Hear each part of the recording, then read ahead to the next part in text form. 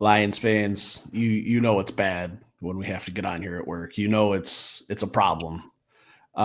Steve, me, I'm at home. Will, he's at work. I think this is our first show ever recording from work, and it's obviously happening for a reason. Will, Frank Ragnow hanging him up. Cleats are hanging, helmets hanging up, shoulder pads. It's all coming off for good. Announcing his retirement, according to Ian Rappaport.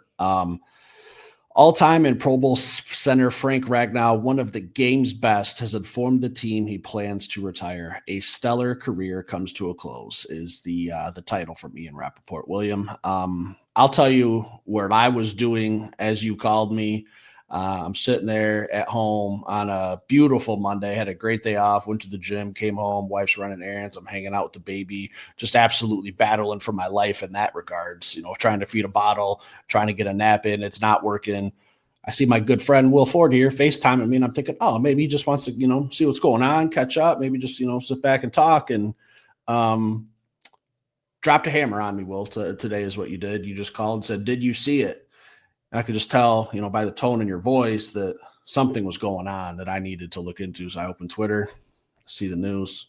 Will Ford, when he FaceTimes you, your day's going to be ruined. That's what I'm going to take away from this. But Will, how are you feeling about this news?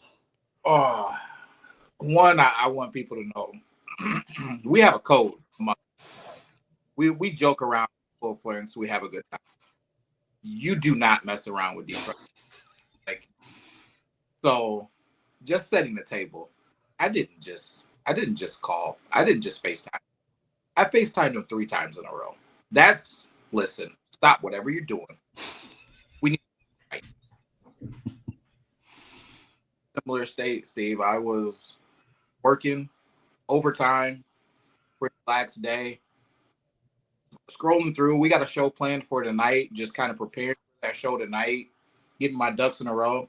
Twitter goes off, and I can see that headline.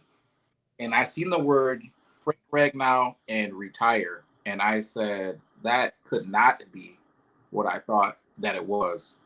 And then I clicked it, and my day immediately went down the pipe. Steve, I told you that worry for Frank Ragnow was a 5 the other day. I wish that I would have said 105. I'm just first thing I want to say is this. Frank, thank you. Thank you. Because I'm emotional, and who knows what I might say after. I don't want that to get lost in the shuffle. Thank you. You've been the best center of the league in the league for I'd say at least probably 5 of your 7 seasons. Right. So what you've done on that toe too, being banged up, fractured throat, just all types of injuries, growing messed up, just torn meniscus. There's all types of things this dude just plays. So I'm just thankful, Steve. I don't know. I don't want to say anything crazy, so I'm just gonna leave it at that. Frank, but I'm worried right now.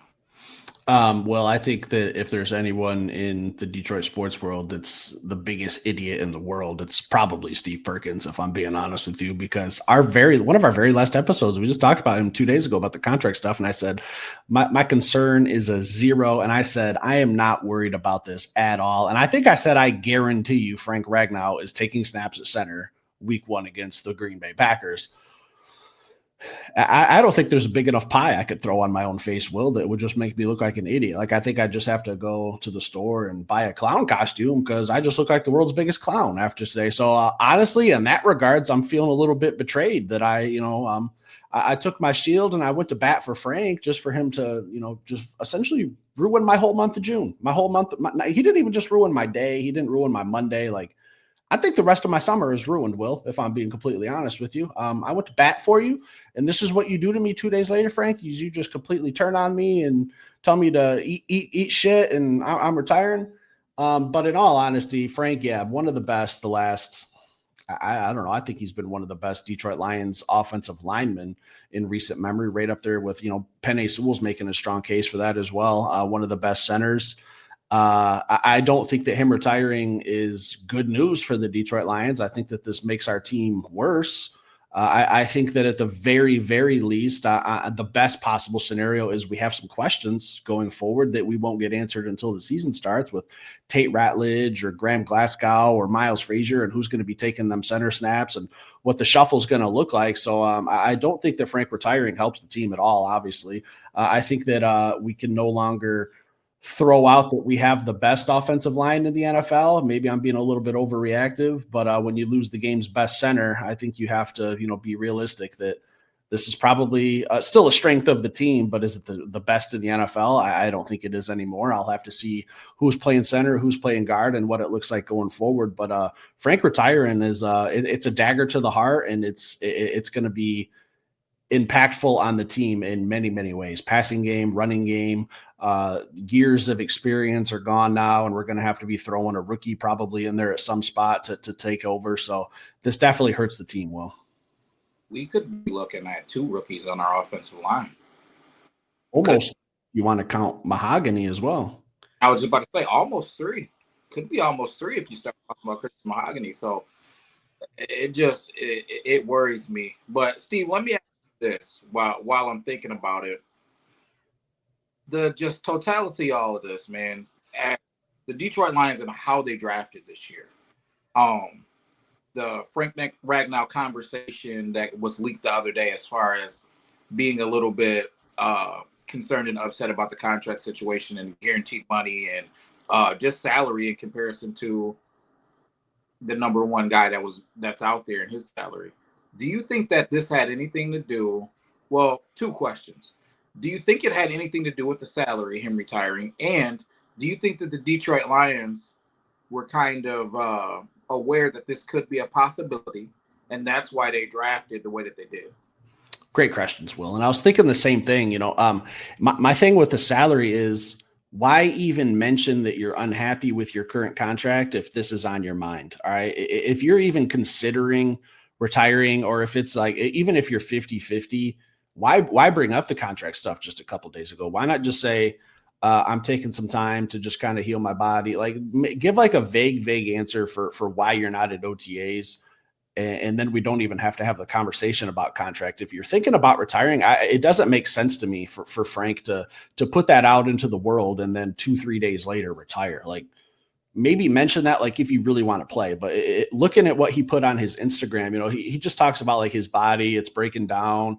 Thought I could play for a couple more years, but the harsh reality is I just can't. And I understand, NFL, what's it stand for? Not for long. Like, you're on a ticking a clock when you sign that contract, and you don't know how long you're going to be able to play for. Some people play for 20 years. Some guys are lucky to play for 3. And Frank, I had 7, 8 seasons, something like that. So he had a good run in the NFL years wise. I think that's about the average if I had to look it up. But I just don't get why he would bring up the contract stuff if this was on his mind.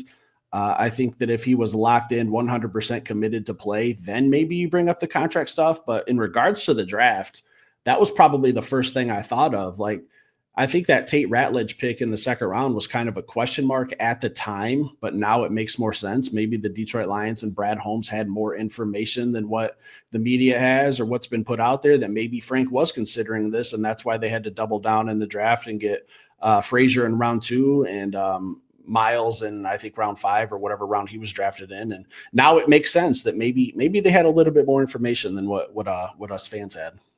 Yeah, I was thinking that same thing. To me, this reeks of feeling a little bit different.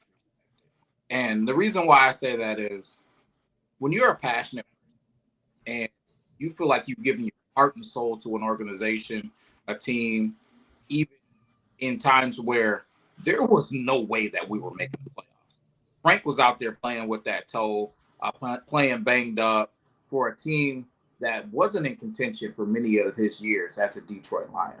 So when you give that to a team to ultimately be in a situation to where last season, PFF grades, you can say bottom, but he was the number 1 ranked run block center in the NFL, arguably just the number 1 center in the NFL, period. And to have that type of grade but not have guaranteed money over the last 2 seasons of your deal. Now, there's 2 sides to that, and I still stand on what I said before. He signed the deal. So at the time, he was being He was made the highest paid center, and he knew that wasn't going to be guaranteed money when he signed the deal. There is that. But I could see a level of, hey, I did my job. I'm performing. Can you guarantee this money? Can we make some adjustments? I could see why one would be investigating that. But when it makes me feel like, and this is not something that I've seen or I've read anywhere, this is just how I feel. This is me putting the pieces of the puzzle together. When you bring up that concern and they say, no, we're not going to do that. We're not going to guarantee the money. I could see one saying like, hey, listen, maybe I need to focus on my family. Maybe I need to focus on how banged up I am. Maybe this isn't what's for me. Maybe I don't want to keep beating my body up like this for a place that doesn't appreciate me enough to guarantee my contract. So, and I'm not saying that to bash Brad or to say that Frank is wrong, but I just believe there's a little bit more to just my body is banged up, because like you said, Steve, if it was just his body, I feel like the conversation about the contract never comes up. I think if the Detroit Lions would have guaranteed that money over the next 2 seasons, I think Frank's probably out there. And not because Frank is just saying, hey, you guys don't want to guarantee my contract, F you guys. I just think that there's a feeling that can get into you that is like, hey, listen, maybe I need to focus on the people that I truly have the ultimate value to, and that's my family. So I don't know, Frank, for everything he did for the Detroit Lions, I'm sad to see him go, and selfishly, I'm already thinking about what that means for, like you said, Steve. I don't believe that we can go around saying that we got the best offensive line in the world anymore, and we do have some questions in the offensive line because it's not even just about Tate's ability; it's about him making the calls. It's about his leadership in the center of an offensive line. It's rookie being thrown right into the fire. Thank goodness for the Glasgows of the world. Thank goodness, because he may have to get a look at center now. That might be something, a conversation that we got to talk about. Do we see Graham Glasgow at center and Christian Mahogany and Tate Ratledge at the guard positions? You know, due to the fact of that veteran leadership that Graham could bring into the middle of that offensive line. It's going to be interesting to see how this thing unfolds. I did see in the Tim 20-minute observations of OTAs that Tate Ratledge has been getting pretty much all of the number one reps at center throughout OTAs. So I don't know, man, Steve. I'm very nervous. I'm very nervous about this offensive line situation without Frank Ragnow. Heartbroken about it. Do you think that we're going to be okay? Like, how are you feeling? Talk me off the ledge, so to speak. I'm ready to jump, Will, if I'm being honest with you. Like, I'm ready to – it doesn't even matter to me if the Gordie Howe bridge is finished. I don't need it finished. I just need to get to the highest point of it to just jump off. That's what I need, like, just plain and simple, if I'm being honest with you. I was a 0 literally just a couple days ago with my concerns with Frank Ragnow, and now him retiring. I'm at about 173 is my level of concern, only because we just have so many questions. We have Mahogany. Again, I know we said he's kind of a rookie. We understand he's year 2, but he hasn't played 17 games. Okay. He got very, very few starts. So essentially close to being a rookie. What's going to happen is Tate going to play center, and maybe Miles Frazier takes the guard position? Because we've talked about Graham, he's in the same kind of boat. Father Time's not on his side. So we could potentially have 3 rookies and your interior offensive line.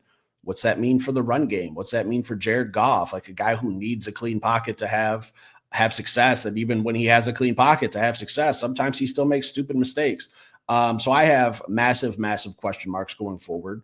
Do we have the personnel? Yeah. I mean, if all these 3 rookies pan out, yeah, we're fine. And Brad Holmes looks like a genius once again. But I was just kind of hoping we'd have at least one more season to have Frank Ragnow and to kind of give those guys some NFL practice reps to get ready. And we talked about, maybe Tate battles with Graham Glasgow for that guard position. Well, Tate's going to be starting. It's just a matter of, is it guard or is it center? It's no longer a debate. Just we don't know where he's going to end up. I think that this is a massive ripple effect for the Detroit Lions offense because, like I said, we got Jahmyr Gibbs, who a lot of people are talking about. Does he have a 2,000 all-purpose yard season? David Montgomery, another solid 1,000-yard back. Jared Goff. This is a huge, huge ripple. It could be minor if all these guys work out, or it could turn into a tsunami of disaster. Will, I don't know. I know which one I'm hoping for, but this is a big loss. You know, all pro centers don't grow on trees. They're hard to replace. And what's the most important position on the offense? It's quarterback. What's the second most important position? To me, it's probably center. So I don't want to undervalue the loss of Frank Ragnow. He's a pivotal piece, and we'll just have to see and hope that Brad Holmes hit another home run. Yeah, man, and I don't really have any doubt, man. I think we're still get offensive line play. I just don't think it'll be great. I don't think, and by great I mean I don't think that it'll be. We're not talking about best in the league. You're probably not going to hear me say that unless Tate does something phenomenal and just and then Christian Mahogany comes out, guns a blazing. But I think it'll be serviceable no matter which way it goes. We have a lot of different ways to solve this problem. By solve it, I mean make it so where we have a solid offensive line out there. Like I said, I'm cool with Graham Glasgow bumping over to center, Tate at guard, Christian Mahogany at guard. That's just the one that sticks out right in my mind. I'm cool with a battle at these guard positions and then letting Tate settle in at that center position. So it's the problem will get solved one way or another, but that doesn't mean I like it. Yeah, I think when I look at the offensive line, there's only one piece I don't have to question, and that's Penei Sewell. Like we've kind of hinted, Taylor Decker. He's had some sloppy games the last couple seasons where he's got some bad tape out there. We talked about Frank. Hey, how much longer has he got? That question got answered today. Now we got 3 rookies on our interior offensive line. Is this going to be a noticeable drop off for our offense? Because what concerns me is, like we said, we invested so much into the offense in the draft with these 2 guards we drafted and Tesla. And we've talked about getting this defense on par that, we can't afford to really have a massive drop off on offense when we have big question marks on defense. So do you think it's going to be a noticeable difference? I do. Now, I don't think that it's going to be catastrophic, but I think that it's going to be noticeable. Like having an anchor in the center of your offensive line, man, going from that to a rookie that's going to go through some growing pains, it's going to be noticeable. But we'll figure it out. I'm not too worried. But Steve, one thing that I'm going to do is I'm going to hold out hope. And by hold out hope, I mean something inside of me is just telling me Frank Ragnow is a passionate dude. Frank Ragnow is 29 years old. Frank Ragnow loves the Detroit Lions. He loves football. The only things that I think that he loves more or as much is his family and fishing. So maybe this dude takes a year off. He gets his body a little bit healthier, and we revisit this. So my long-term hopes on Frank Ragnow aren't gone just yet. I envision a world where maybe we get an all-pro center back that's a little bit healthier. Maybe at the end of this season for the run, or maybe starting next season, man. But hey, we could be living in a world, Steve, where we go on this back half of the season, or this back fourth of this season, and maybe we get Frank Ragnow, who's feeling a little bit healthier, a little bit young, a little bit spry. So I'm going to hold out hope. I'm not saying that it's probable. I don't think that when you take all of these pieces, this isn't a man who just said, listen, I'm done, I'm retiring. This is a man who said to me, I've been disrespected a little bit. I'm uncomfortable with this contract situation. My body is all banged up. I miss my family. I want to fish. I want to kick back. I don't know if I want to keep going through this grind. I think that as the season unfolds, he misses it and he comes back, and I'm standing on it. You heard it here first. Well, I love your optimism. All right. I still have hope that Elon Musk is going to call me and offer me to be an astronaut and I get to go to outer space. But I just know that the reality is that's not going to happen. All right. I think we saw Frank's last game. I don't see a world where he just takes one season off or even just 9 games. I think I don't put him in the category of Tom Brady where he's going to retire, unretire, switch teams, unretire. Like I don't think that that's the route we're going here. I think he's done.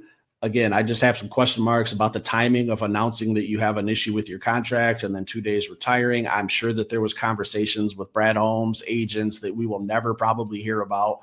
But when he comes out today and says, I think I'm just going to hang him up, I think that's the end, Will. I hate to be the bearer of bad news for you. Kids, cover your ears, but I put this right up there with finding out Santa Claus wasn't real. Okay, like it's just it changes your life. Okay, when the curtain gets pulled back and you see the truth, Will, I think that's exactly what we got here. We saw the truth. Frank Ragnow's done. Allegedly, is it? You got anything else? Oh man, I'm just can't wait to get off here so I can just go cry. Yeah, I mean, as you can see underneath Will's name, he's holding it back for this show. Never recorded at work before. Hopefully, we never have to ever again. It's kind of an emergency, kind of had to happen. So here we are. Had to hop on, talk about it. We had a great episode planned for tonight that'll have to be put on the back burner for further down the road. We'll probably have to look at some more information and some more offensive line shuffles to see what we can do about this O-line going forward. So that'll probably be the focus for a little bit. Stick around, hit that like button. Thanks for watching. We'll be back later with another show.